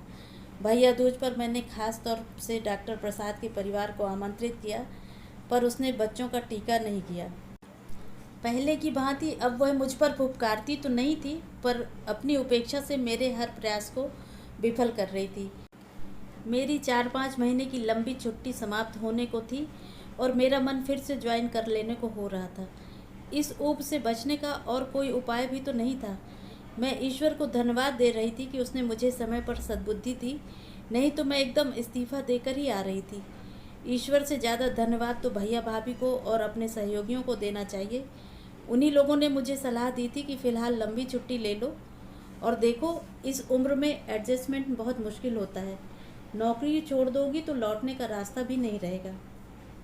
एक पारुल की बात छोड़ दी जाती तो इस घर में मुझे सुख ही सुख मिला था, पर उस एक दुख ने सारे सुख का स्वाद छीन लिया था। निश्चय और अनिश्चय के बीच झूलती हुई मैं एक दिन सचमुच इंदौर पहुंच जाती कि बीच में ही एक हादसा हो गया। उस दिन मैं रोज़ की तरह किचन में व्यस्त थी कि ये आए और गंभीर स्वर में बोले, प्रसाद का फ़ोन है तुम्हारे लिए। मैं चौंक पड़ी। मेरे लिए? धड़कते दिल से रिसीवर उठाया। हेलो भाभी, बुरी खबर है। क्या? मैंने कांपते स्वर में पूछा। पूछ नहीं, दिद्दा चल बसी। मैं स्तब्ध रह गई। भाभी, कुछ कहिए भी, क्या करना है? अब कहने को या करने को रहा ही क्या है? मेरा मतलब है, should be tell the kid? No, definitely not. She is just a kid, you know. अच्छा, अब आप इनसे बात कीजिए, मेरी कढ़ाई जल रही है। चोंगा इनके हाथ में देकर मैं भागने ही वाली थी कि इन्होंने हाथ पकड़कर रोक लिया। प्रसाद से 2 मिनट बात करके फ़ोन रख दिया और मेरी ओर मुखातिब होकर बोले।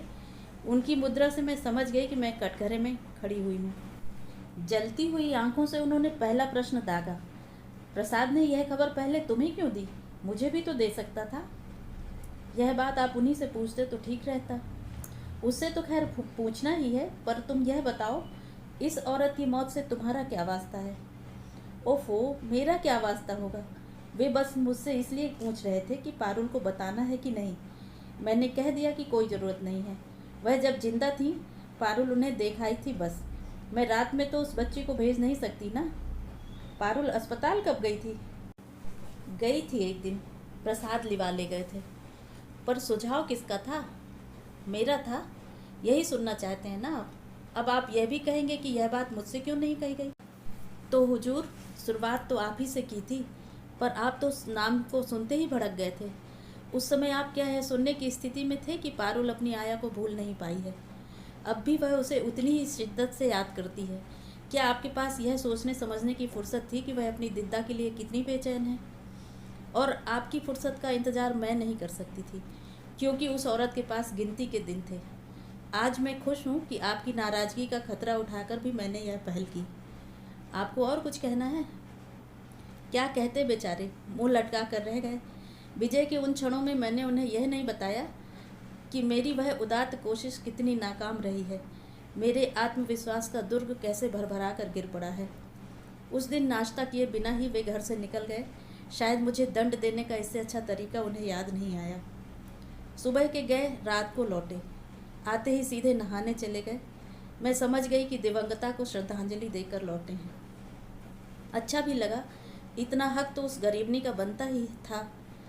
अब मेरे सामने केवल एक समस्या थी, पारुल को बताऊं या ना बताऊं। बताऊं भी तो कैसे? वह तो मुझसे रुख भी नहीं मिलाती। इतनी बड़ी बात एकदम मुंह फेर कर तो मारी नहीं जा सकती ना। कुछ माहौल तो बनाना पड़ेगा, और इस स्थिति में यह संभव नहीं। मैं अगर ना बताऊं तो कल को वह इसी बात पर आरोपों की झड़ी लगा देगी और मुझसे और अधिक दूर छिटक जाएगी। ट्रिंग ट्रिंग, रात के सन्नाटे में फ़ोन की घंटी बजी तो मैं हड़बड़ा कर उठ बैठी। तब तक इन्होंने चोंगा उठा लिया था। जब तक वे बात करते रहे, मैं बदहवास सी उन्हें देखती रही। रिलैक्स डार्लिंग, उन्होंने फ़ोन रखते हुए कहा। डॉक्टर के घर में जब तक फ़ोन की घंटी तो बजती ही रहती है। तुम्हें अब तक आदत नहीं हुई? धीरे धीरे ही तो होगी, मैंने झेंपते हुए कहा। दरअसल सुबह सुबह फ़ोन पर वह खबर सुनी है ना, तब से दिमाग खराब हो गया है। फिर कुछ रुक कर पूछा, आप वहाँ गए थे ना? हाँ, जाना तो था ही, गया भी, और कफन दफन का, मेरा मतलब है अंतिम संस्कार का सारा इंतजाम किया। क्यों, उनके परिवार वाले नहीं आए थे? आए थे, पर सबके साथ हाथ हिलाते हुए चले आए थे। बॉडी कोई गांव भी ले जाना नहीं चाहता था, फिर यहीं सब करना पड़ा। चलिए, अच्छा ही हुआ। इसी घर से दाना पानी बंधा था उनका, आखिर तक निभ गया, यही खुशी है।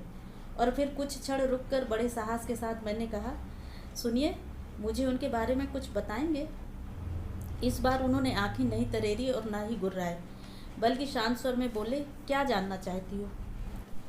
यही कि वह कौन थी, कहाँ से आई थी, इस घर में उनका वजूद क्या था। ऐसा कोई लंबा चौड़ा इतिहास नहीं है। रमा के भतीजों की आया थी, रमा की बीमारी में यहाँ आई थी। खासियत बस यही थी कि जब तक मेरे ससुर जीवित रहे, उसकी तनख्वाह उस घर से ही आती रही। ऐसा क्यों?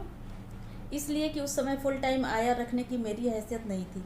हम लोग यानी मैं और अम्मा उसके लिए इतने उत्सुक नहीं थे, किसी तरह एडजस्ट कर ही रहे थे।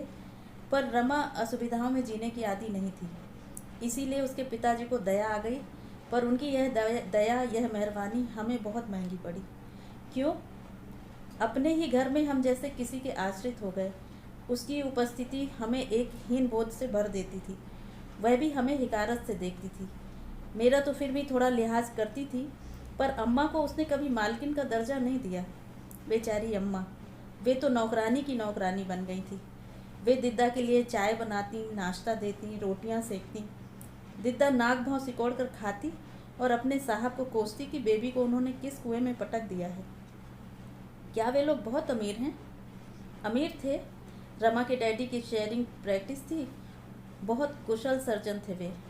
अपनी उंगलियों के कमाल से उन्होंने वैभव का साम्राज्य खड़ा कर दिया था। लेकिन उस साम्राज्य का कोई योग्य उत्तराधिकारी उन्हें नहीं मिला।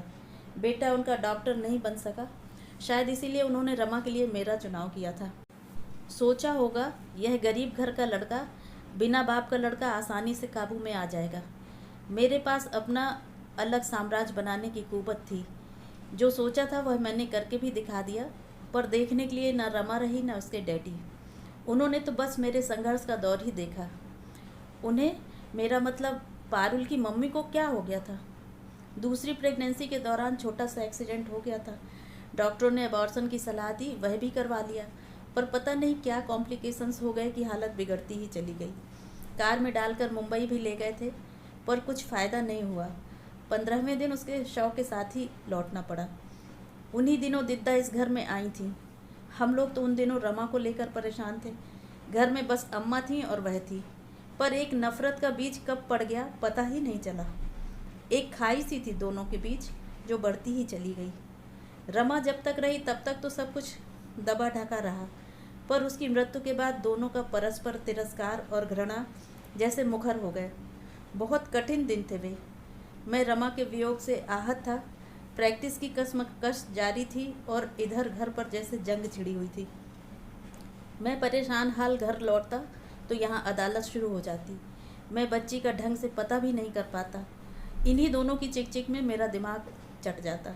दोस्त, रिश्तेदार और साथी, डॉक्टर रोज़ सलाह देते कि शादी कर लो। बच्ची बड़ी हो जाएगी तो फिर मुसीबत हो जाएगी। वह फिर आसानी से नई माँ को स्वीकार नहीं कर पाएगी। अम्मा भी इसरार करती, पर मेरी हिम्मत ही न पड़ती थी। घर में एक तीसरा मोर्चा खोलने की मेरी ताकत नहीं थी। 5 साल तक घर में यह नाटक चलता रहा और हम माँ बेटे बच्ची को बर्बाद होते देखते रहे। अत्यधिक लाड़ प्यार ने उसे जिद्दी और बिगड़ैल बना दिया था। उसमें गलत संस्कार पड़ रहे थे। वह दादी को तो किसी गिनती में ही नहीं लाती थी। बस थोड़ा बहुत मुझसे डरती थी। उसे डराना मुझे अच्छा नहीं लगता, पर सोचता कि किसी का तो खौफ हो, नहीं तो लड़की हाथ से निकल जाएगी। फिर धीरे धीरे सब कुछ मेरी सहन शक्ति के बाहर होता चला गया। मैं समझ गया कि इस घर में इन 2 औरतों का साथ रहना मुश्किल है। किसी एक को तो जाना ही पड़ेगा, और जाहिर था कि मैं अपनी माँ को तो कहीं भेज ही नहीं सकता था। इसीलिए दिद्दा को बाहर निकाल दिया। नहीं, इतनी बेदर्दी से नहीं निकाला, पर यूँ कहो कि इत्तेफाक से मुझे एक कारण मिल गया। उन दिनों दिद्दा बहुत खांसने लगी थी। अम्मा ने कई बार बताया कि उसकी खांसी के मारे वे रात भर सो नहीं पाती, पर मैं इसे भी शिकायत का एक पैंतरा समझकर टाल गया था। पर ज़्यादा दिन तक अम्मा को अनसुना न कर सका। मुझे भी दिद्दा की खांसी सुनाई देने लगी। उस समय तो हम छोटे से घर में थे, तब आज जैसा बड़ा बंगला नहीं था। खांसने की आवाज़ कहाँ तक छिपती। मेहरी ने एक बार दिद्दा को खून थूकते हुए भी देखा, जिसे वह पान की पीक बताती रही। फिर मुझे चिंता हुई। बड़ी मुश्किलों से निक्की का वास्ता देकर उसे डॉक्टरी जांच के लिए राजी किया। इन्वेस्टिगेशन के बाद मेरा शक सच निकला। उसे टीबी हो गई थी। लेकिन टीबी तो अब कोई लाइलाज बीमारी नहीं है, मैंने जैसे उन पर आरोप लगाते हुए कहा। लेकिन बीमारी तो है और इलाज भी करना पड़ता है। एक बार पता चल जाने के बाद क्या उसे घर में निक्की के पास रखा जा सकता था? मैंने उसे यहाँ टीबी अस्पताल में भर्ती करवा दिया। 2-2.5 साल बाद वह ठीक भी हो गई, पर मैं उसे वापस घर नहीं लाया, उसके गांव ही भेज दिया। पर वह जहाँ कहीं भी रही, मैं उसे बराबर पैसे भेजता रहा। आज उसकी अंतिम किस्त भी मैंने दे दी। इतनी देर से मैं पेट के बल लेटकर कोहनियों पर सिर टिकाए उनकी बातें सुन रही थी। दिद्दा की कहानी का पटाक्षेप होते ही मैंने एक निश्वास भरा और करवट बदलकर लेट गई।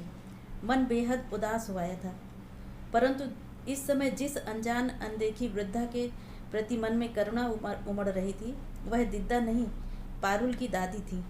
बेचारी बेटे की शादी के कैसे कैसे अरमान संजोए बैठी होंगी, पर मिला क्या? दुख, निराशा और अपमान। रजनी जी, उसके बाद की कहानी नहीं सुनोगी? मैंने एकदम पलट कर उन्हें देखा। उसके बाद की मतलब? यह तो निक्की की आया की कहानी थी। निक्की की कहानी भी तो सुनो। वह मुझे मालूम है, मैंने उलाहने के स्वर में कहा। दिद्दा चली गई तो उसे मामा के यहाँ भेज दिया। वहाँ मामी की पैनी जबान ने उसका जीना मुश्किल कर दिया। वहाँ से लौटी तो करकश बुआ के पल्ले पड़ गई। फिर उनसे भी नहीं संभली तो हॉस्टल में पटक दिया। यही ना? तुमने तो 4 लाइनों में सारा इतिहास समेट कर रख दिया। पर जानती हो, इसे जीने के लिए मुझे 8 लंबे साल लग गए। और मैं उतना दुष्ट भी नहीं हूँ जितना तुम मुझे साबित करना चाहती हो। मैंने अपनी ओर से तो कुछ नहीं कहा। पारुल से जितना सुना था वही बता दिया। अब आप बताइए। यह हुई ना बात। जज को चाहिए कि पहले दोनों पक्षों को सुन ले, फिर फैसला करे। प्रोसीड, मैंने नाटकीय अंदाज में कहा। योर ऑनर, यह सच है कि दिद्दा की बीमारी के बाद मैंने निक्की को मामा के यहाँ भेज दिया था। उस घर में उसका हमेशा स्वागत ही हुआ। रमा की मृत्यु के बाद उन्होंने बार बार कहलाया था, पर बच्ची के बिछोह की कल्पना से ही मैं घबरा जाता था, इसीलिए भेज नहीं सका। जब मजबूरी में भेजने की नौबत आई, उस समय मेरे ससुर जी गुजर चुके थे। दुर्भाग्य से मेरी सास भी खाट से लग गई थी। घर में आमदनी तो शून्य हो गई थी और निक्की के मामा बिजनेस के नए नए प्रयोगों में बाप की कमाई फूंक रहे थे। निक्की की मामी यूँ तो बड़ी अच्छी थी बेचारी, पर परिस्थितियों ने उन्हें परेशान कर दिया था। छोटे छोटे 3 बच्चे, घर में अपंग और बीमार सास, गिरती हुई माली हालत, दिमाग खराब करने के लिए यही बहुत था। उसमें पहुंच गई वह जिद्दी और बिगड़ैल लड़की। साल भर घर में जैसे कोहराम मचा रहा था। हार कर बेचारे उसे वापस छोड़ गए। भाभी आंख में आंसू भर कर कहती रहीं, लाला, लड़कों का साथ है मेरा, पराई लड़की की जिम्मेदारी लेने से जी घबराता है। लड़की उस दिन से सचमुच ही पराई हो गई। निक्की ने फिर कभी इधर का रुख नहीं किया। अम्मा जैसे तैसे घर संभाल रही थी, पर निक्की उनके बस की नहीं थी। इसीलिए मैंने दीदी से चिरौरी की और वे तुरंत चली आईं। साथ में जीजा जी भी थे। वे उसी साल रिटायर हुए थे, पर आशिकी का यह आलम था कि बीबी के बगैर एक दिन भी नहीं रह पाते थे। दीदी भी उनकी रंगीन मिजाजी से वाकिफ़ थी, इसीलिए बहू बेटियों के बीच उन्हें अकेला छोड़ने का खतरा उन्होंने नहीं लिया। दीदी बहुत उत्साह में भरकर यहाँ आई थीं। वे बहुओं को जता देना चाहती थीं कि दुनिया में उनकी कद्र करने वाले, उन्हें चाहने वाले भी हैं। उन्होंने मुझे आश्वस्त किया कि वे लड़की को 2 दिन में ठीक कर देंगी, और वे एकदम रिंग मास्टर की तर्ज पर शुरू हो गईं। उनकी सख्ती देखकर तो अम्मा भी सिहर गई थी, पर बच्ची के कल्याण की कल्पना करके चुप रह गई थी। उन दिनों निक्की का जीवन एकदम घड़ी की सुइयों पर चलता था। समय पर सोना, जागना, रोज नहाना, दोनों वक्त कंघी करना, ब्रश करना, समय से स्कूल जाना, नियमित होमवर्क करना, दोनों वक्त ट्यूशन पढ़ना, इत्यादि इत्यादि। लड़की जैसे बुआ के हाथों की कठपुतली बन गई थी। दीदी बहुत मेहनत कर रही थी, पर उनमें ममता की आँच नहीं थी, स्नेह का स्पर्श नहीं था। इसीलिए फिर निक्की बिदकने लगी। और क्या? मैंने उनकी चुप्पी को तोड़ा। आज समझ में आ रहा है, अम्मा ने किस मुश्किल से यह बात मुझसे कही होगी। मुझे आज भी कहते शर्म आ रही है। कौन सी बात? अम्मा अपने देवता स्वरूप दामाद के प्रति एकाएक शंकालु हो उठी थी। रसिया तो वे जन्म के थे, पर इतनी सी लड़की पर जोर डालेंगे यह नहीं सोचा था। सहज स्नेह से वंचित, लाड़ दुलार के लिए तरसती 10-12 साल की निक्की आसानी से उनके हाथ आ गई थी। वह दिन भर उनसे चिपटी रहती। दीदी देखती और सुलग उठती, अम्मा देखती और मन महसूस कर रह जाती। आखिर एक दिन अम्मा ने मुझसे कह दिया, बेटा, इन बूढ़ी आंखों में अब चौकीदारी करने की ताकत नहीं है। तू अगर लड़की को सर्वनाश से बचाना चाहता है तो किसी अच्छे से हॉस्टल में डाल दे, नहीं तो मैं सुख से मर भी नहीं पाऊंगी। अम्मा ने जीवन भर इतना सहा था कि मैं उनके दुखों का बोझ और बढ़ाना नहीं चाहता था। इसीलिए वही किया जो अम्मा ने चाहा था। बच्ची के कल्याण का दूसरा कोई रास्ता भी नहीं था, पर पता नहीं कहाँ क्या गलत हो गया। जिसके लिए सारी उठक पटक करता रहा, वही मुझसे रूठ गई। मैं तरस कर रह जाता हूँ, पर वह मुझसे बात नहीं करती। करती भी है तो उसकी जबान पर जैसे कांटे उगाते हैं। लहू लुहान कर देती है वह मुझे। उसकी आंखों में झांकती घृणा मुझे अपनी ही नज़र में छोटा बना देती है। मैं उसे, इससे आगे वे बोल नहीं पाए। पुरुष थे, शायद इसी से जब्त कर सके, नहीं तो फपक कर रो ही पड़ते। मुझे अपने ही ऊपर शर्म हुई। हमेशा पारुल के लिए ही सोचती रही मैं। मेरी बगल में लेटा हुआ यह व्यक्ति, यह भी तो बिल्कुल अकेला है। इसे भी तो अपनों ने ही छला है। किसी ने स्नेह का, संवेदना का स्पर्श नहीं दिया, केवल समस्याएं ही दी हैं। आपकी भूल क्या थी बताऊं? मैंने उनके बालों में उंगलियां फेरते हुए कहा। जिसके लिए आपने इतनी उठक पटक की, उसके मन में झांकने की, वहाँ लिखी इबारत पढ़ने की आपने कभी कोशिश नहीं की। परिस्थितियों पर आपका वश नहीं था, मंजूर है, पर उनकी व्याख्या तो की जा सकती थी। अपनी मजबूरियां तो समझाई जा सकती थी। आपने सोचा होगा छोटी सी बच्ची है, क्या समझेगी। यहीं आप चुप गए। बच्चे बहुत समझदार होते हैं। शत्रु मित्र की पहचान वे फौरन कर लेते हैं। उनके संवेदनशील मस्तिष्क पर हर बात जल्दी और गहरा असर डालती है। इसीलिए उनके राग द्वेष भी स्थायी होते हैं। मेरे पास उस समय इतना सोचने समझने की फुर्सत ही कहाँ थी। मैं तो अपने अस्तित्व की लड़ाई लड़ने में व्यस्त था। इसीलिए तो यह मोर्चा हार गए। मैंने उस गंभीर प्रसंग को हल्के फुल्के ढंग से समाप्त कर दिया, ताकि वातावरण का तनाव कुछ तो कम हो। और वह हुआ भी। थोड़ी ही देर में इनकी नाक बजने लगी, लेकिन मैं सुबह तक आंख नहीं झपका सकी। मैं कमरे में बैठकर बुनाई कर रही थी कि वह दंदनाती हुई सामने आकर खड़ी हो गई। मुझे बुलाया था? हाँ, तुम्हारे मामा के यहाँ से मनी ऑर्डर आया है, और राहुल की चिट्ठी भी। चिट्ठी? किस खुशी में? दरअसल हुआ यह कि राखी पर तो मैं चूक गई, पर मैंने तुम्हारे मामा जी को भाई दूज का टीका जरूर भेज दिया था। उसी पत्र में बच्चों के नाम तुम्हारा टीका भी भेज दिया था। उसी का जवाब आया है। तुम्हारे मामा जी ने भी बड़ा सुंदर पत्र लिखा है। आप मेरे लिए रिश्तेदार क्यों जुटाती फिर रही हैं? मैंने आपको उसी दिन कह दिया था कि मुझे कोई इंटरेस्ट नहीं है। उस दिन की बात और थी पारुल। वे प्रसाद अंकल के बच्चे थे। उसे तुम रिश्ता जोड़ना कह सकती हो, पर ये तो तुम्हारे अपने भाई हैं, तुम्हारे मामा के लड़के। नहीं, ना तुम मेरा कोई मामा है ना भाई। आप ये चिट्ठी और रुपए अपने पास ही रखिए। कम ऑन पारुल, इतना गुस्सा नहीं करते। अच्छा 5 मिनट बैठो तो ज़रा मेरे पास, मुझे तुमसे कुछ बात करनी है। इस तरह तनकर खड़ी हो जाती हो तो मुझे टेंशन हो जाती है।